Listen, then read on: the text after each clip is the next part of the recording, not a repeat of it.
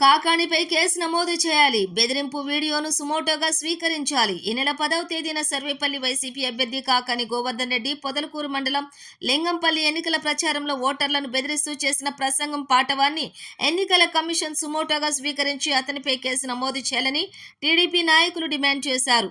Podalakuru TDP కార్యాలయంలో ఏర్పాటు చేసిన విలేకరుల సమావేశంలో ఆ పార్టీ మండల అధ్యక్షులు తలచీరు మస్తాన్ బాబు మాట్లాడుతూ ఎన్నికల ప్రచారంలోని ఓటర్లను బెదిరించడం కాకాని నైజం ఏమిటో తెలియజేస్తుందన్నారు.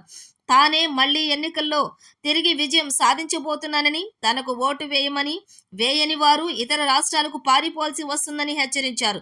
ఎన్నికల నిబంధనలు అతిక్రమించిన సర్వేపల్లి వైసీపీ అభ్యర్థి కాకాని గోవర్ధన్ రెడ్డి ఎన్నికల కమిషన్ కేసు నమోదు చేయాలని డిమాండ్ చేశారు.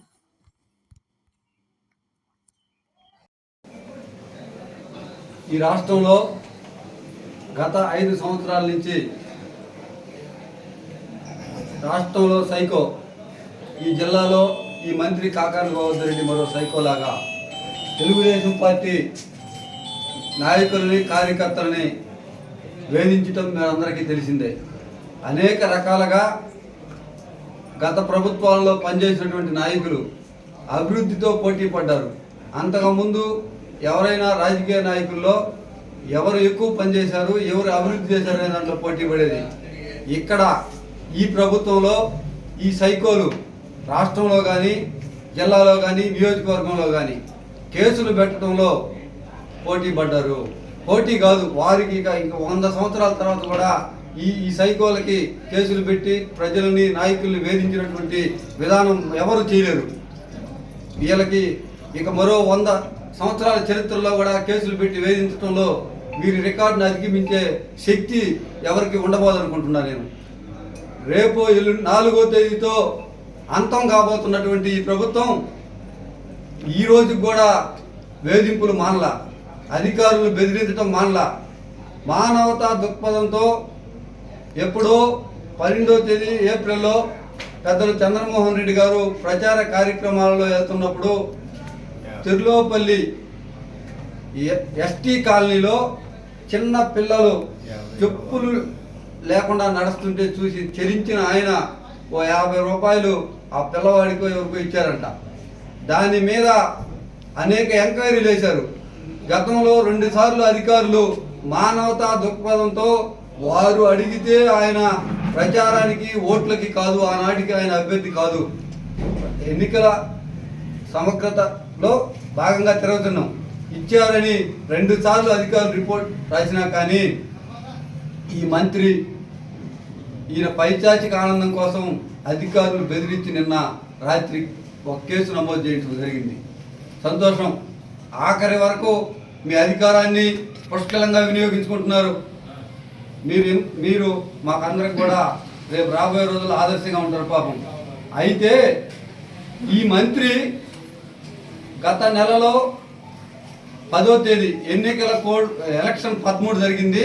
ప్రచార పర్వానికి ఆఖరి నిమిషంలో పొదలకూరు టౌన్లోనే ఆయన సొంత మండలంలో లింగంపల్లి ఎస్సీ కాలనీలో ఒక కార్యక్రమాన్ని వెళ్ళాడు. ఆ కార్యక్రమంలో మీరందరూ చూసుంటారు, ప్రచార మాధ్యమాల్లో వచ్చింది.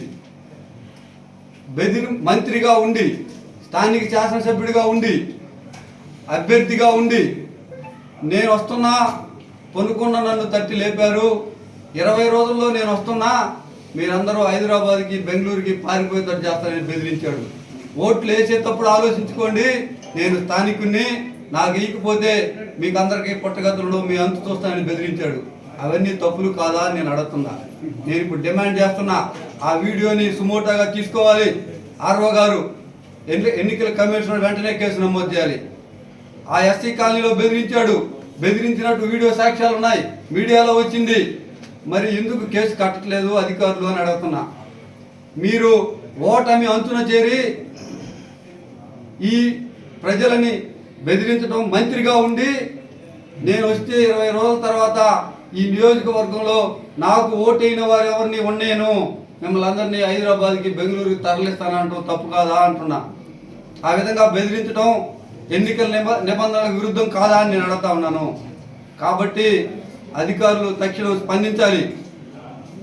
మంత్రి గారు చేసినటువంటి ఆ రోజు బెదిరించినటువంటి బెదిరింపుల వీడియోని సుమోటోగా తీసుకొని ఆయన మీద కూడా కేసు నమోదు చేయాలని పౌలపూర్ తెలుగుదేశం పార్టీ తరఫున మేము డిమాండ్ చేస్తూ ఉన్నాం.